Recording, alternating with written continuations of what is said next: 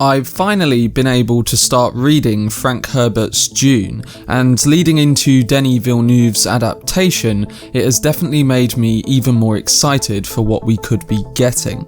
If you don't know already, I've explained in many videos why I chose to read the novel before the release of the film. As someone who is focused on filmmaking, I can watch an adaptation and judge it based on its own merits. Of course, there needs to be a lot of faithfulness to this novel, while also a level of unique visual imagination to capture what Herbert has created.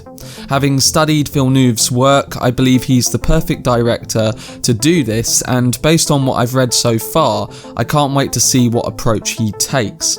But as I say, in this video I'm going to be discussing my thoughts on book 1, breaking down my initial reaction to reading Dune for the first time.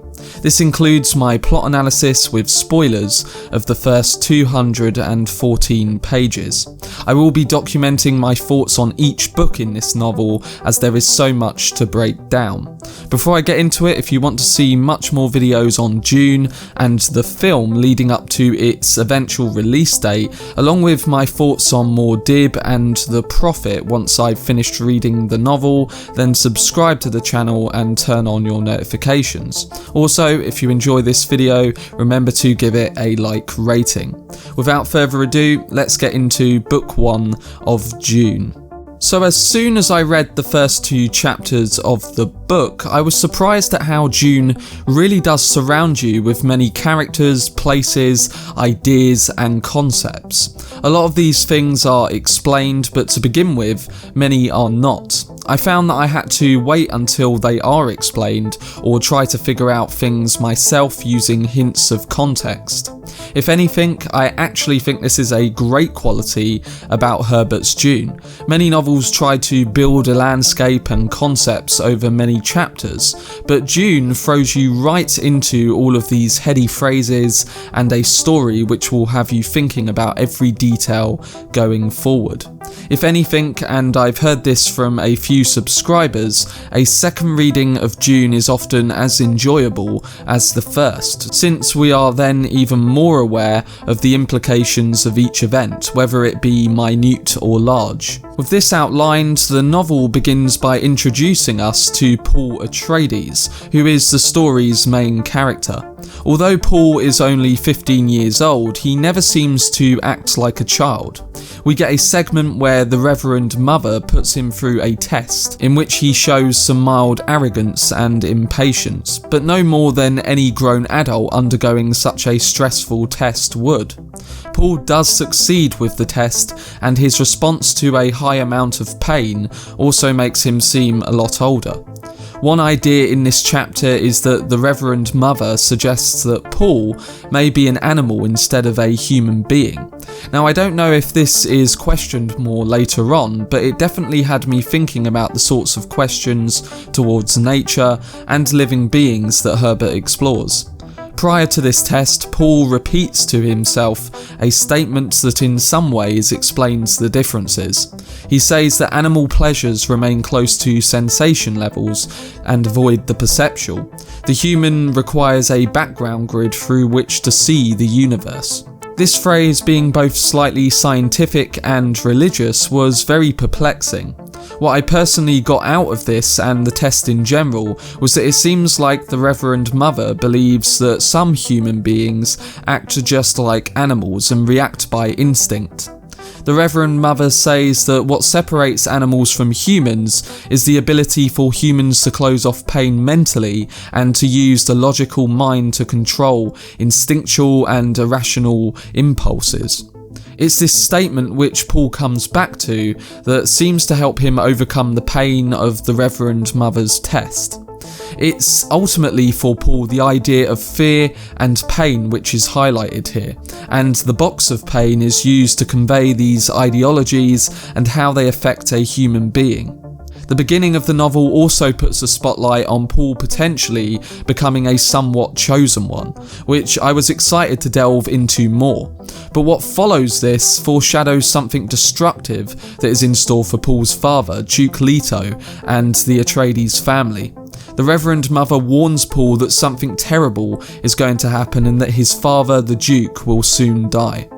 When she suggests that Paul could be the Quitched Haderach, which, sorry if I pronounce that wrong, I'm still getting my head around all of these phrases, so correct me down below if I say any of these phrases wrong, but when she suggests that Paul could become that figure, we begin to think that this may be an important role in the continuation of the Atreides family. The mother's warnings concern Paul, who also recites a dream about the caves and a girl who calls him Usul. He sees this as a pre-notion of his future, and obviously for us it will be the novel's future events. I have currently not reached this point in the novel, but this whole introduction very much places it in my mind as something very important. Although Paul is Dune's main character, I noticed that from this point onwards, Herbert changes the perspective very openly from character to character within a single page or even a few paragraphs. An example of this includes the point where we shift from the Reverend Mother's thoughts into one moment towards Jessica's thoughts. His narrative technique in the novel provides us with a massive amount of information, which is a balance of enriching detail, but also things that make you think even deeper, even if you are slightly confused. However, this way of approaching the narrative did become more familiar as the first book progresses. Eventually, he allows us to understand what each character is thinking and feeling at a constant rate. And although this is hard to get around at first, in the long term, it makes the characters more interesting and intelligent. I did find in certain points that it sometimes removed the dramatic tension that might exist if we were less aware of the characters' intentions and motivations. But as the plot does start to kick into gear, this information makes these moments more impactful. Moving on to the next section of Dune, we are introduced to Arrakis, the desert world that is the setting for the novel. It is learnt here that the most important aspect of life on Arrakis is the need for water, and there are signs of this from everywhere. We get a description of a greenhouse which uses thousands of gallons of water every day to water its plants.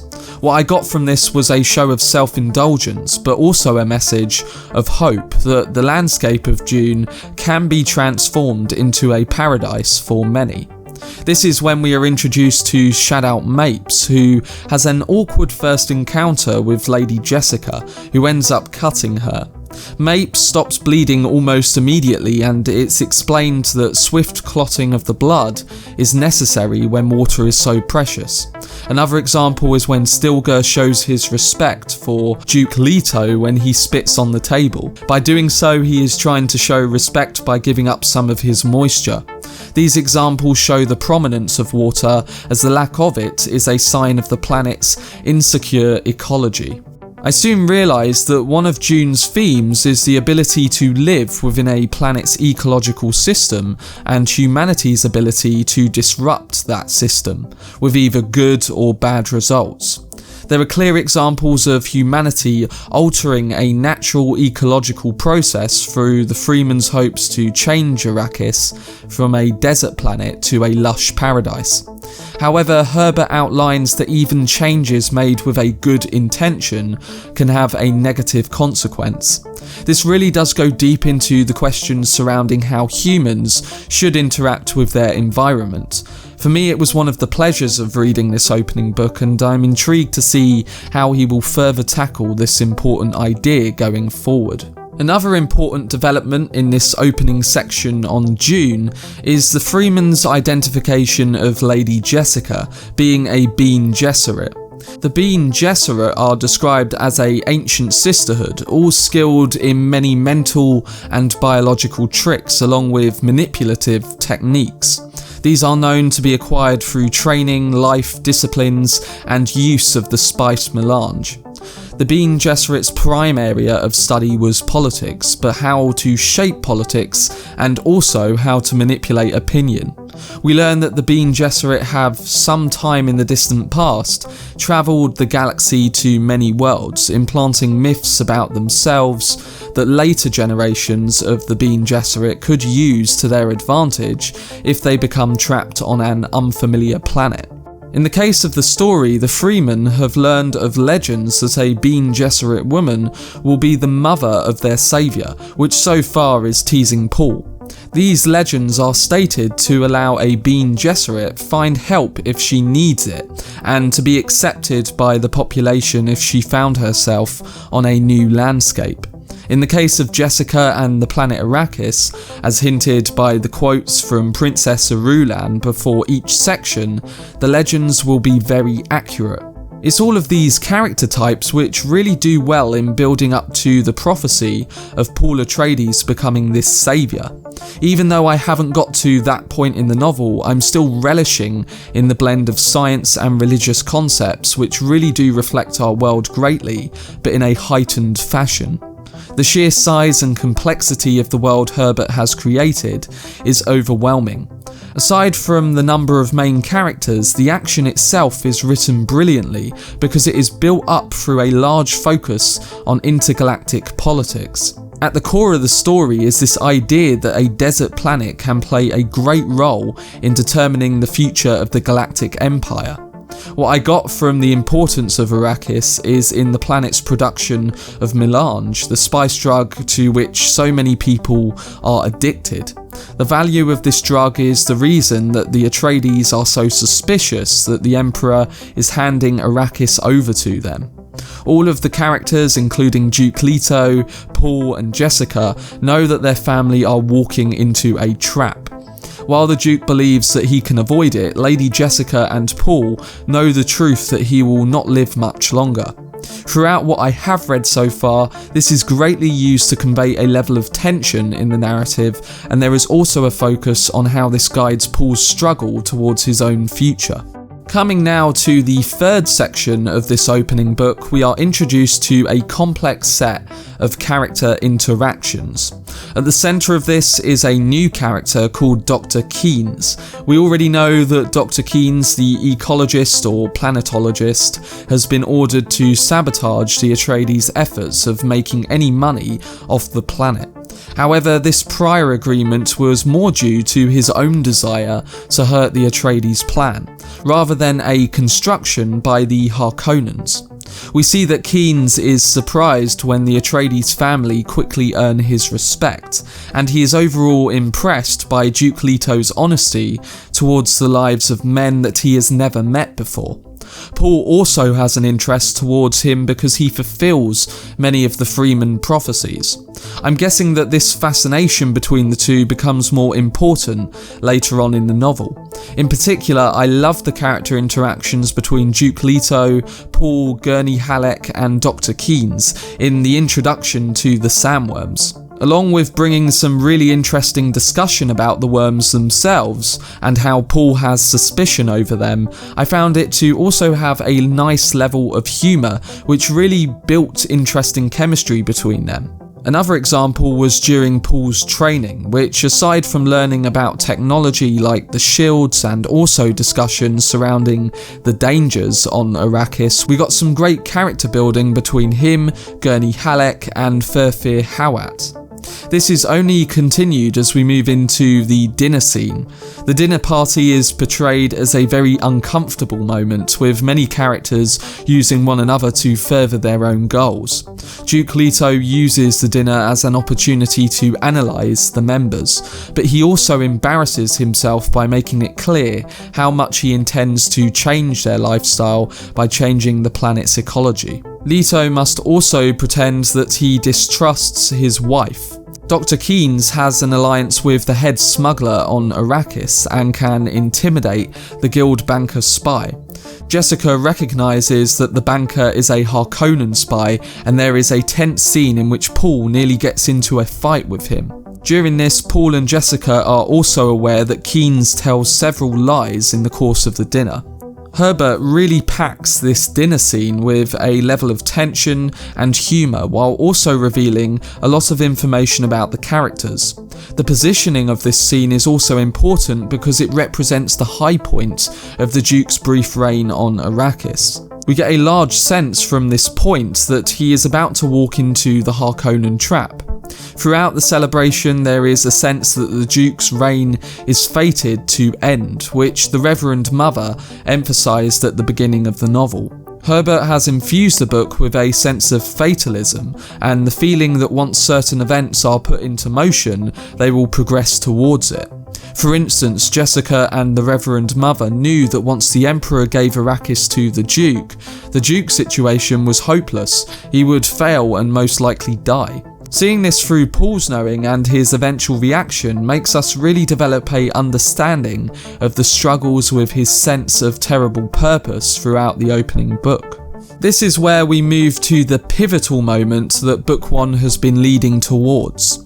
We get the description of the key strategies surrounding the Harkonnen Trap, showing the Baron's military intelligence.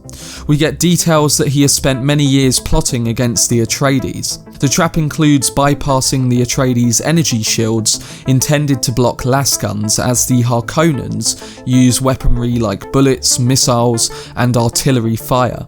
They also use the Sardaukar, the Emperor's elite troops, to help the Baron destroy the Atreides' army. The houses of the Landsraad would be very upset if they discovered that the Emperor had supported the defeat of the Atreides and would likely join together to overthrow him. To prevent them from finding out, the Sardaukar disguise themselves as Harkonnen soldiers. However, the Baron wants one of his lesser nephews to rule Arrakis after the Harkonnens take over. He wants Ray-Ban to oppress the Arrakeen people and make them hate him, so that when the Baron's beloved nephew, Feyd-Rautha, arrives to take Ray-Ban's place, he will be welcomed as a hero. The Baron does not just fight against the Atreides, but he also opposes members of his own family, as well as the houses of Landsraad. The abuse of his connections suggests that he will not be in power for much longer. I get the feeling that this character is one that, using a dangerous intellect and corrupt schemes, will end up being the death of many characters before this happens. The fact that he's plotting against his own family tells me that he's in the game for self-advancement. It's a character that, to start off with, I wasn't enjoying, especially in his introductory chapter, but towards the end of Book 1, all of his schemes and plotting have definitely worked in growing him as a fearful antagonist. This plan all stems through Dr. Wellington Yueh, and while we know that he is the traitor that the Atreides were suspicious about, the situation was ultimately used by him to try and execute the Baron. The idea of implanting a tooth with poisonous gas is something that he wouldn't see coming, especially since Dr. Yueh was supposed to be his hidden traitor. It's because of his wife falling at the hands of the Baron that makes this emotionally impactful as a plot of revenge. This ultimately falls short and ends in the death of many, including Duke Leto himself, but not the Baron. I loved Dr. Yueh's character in this first book because he came across as someone who on the surface is extremely intelligent, but also filled with a lot of hidden rage. He weirdly reminded me of Peter Baelish from Game of Thrones, and I wouldn't be surprised if George Martin had taken some influence from that.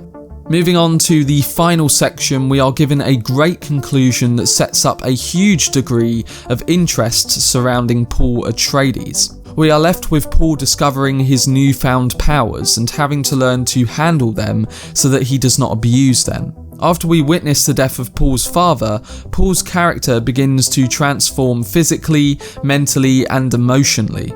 He kills the guard on the Thopter and eventually hides in a tent, becoming aware of the terrible purpose in life that I guess will haunt him for the rest of the novel.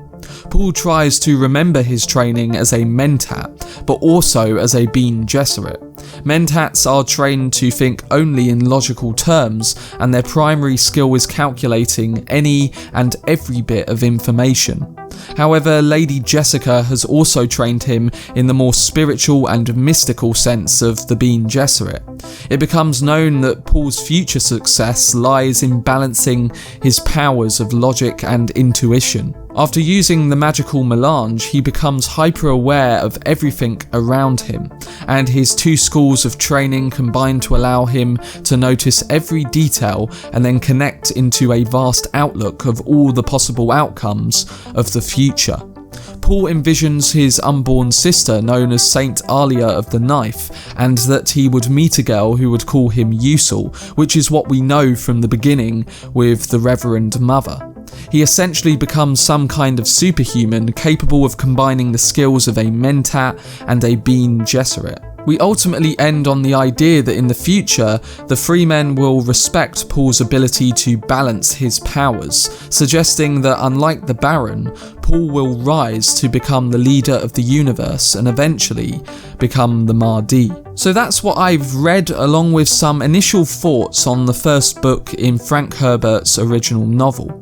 So far, I'm really enjoying my time tackling the concepts and ideas that Herbert has presented, and I must say that I can understand the perspective that Dune will be a difficult novel to adapt. I do think that Villeneuve is skilled enough to do this, and I also anticipate how he will approach things like the way the characters interact, the structure of the individual chapters in the novel, and also how he will visually convey the technology and creatures such as the sandworms. But again, I'm really enjoying my time intellectually delving into what Herbert has created, and it's getting me even more on board for the adaptation. But anyway, that's my reaction to the first book, and I'm looking forward to sharing my thoughts on book 2 and book 3 of this first novel. Let me know down below how you felt the first time you read Dune, and also feel free to comment some other interesting points about the novel that can help me and other readers comprehend this first book to a higher degree. Again, for more videos surrounding Dune 2020 and Frank Herbert's original novel, subscribe to the channel and turn on your notifications. Also, if you enjoyed this video, remember to give it a like rating. I will be covering the rest of the novel along with news and topics for the film whenever new information comes out, so look out for my videos on these reveals. But anyway, I hope you guys enjoyed it. I've been Cortex, and as always, make some noise.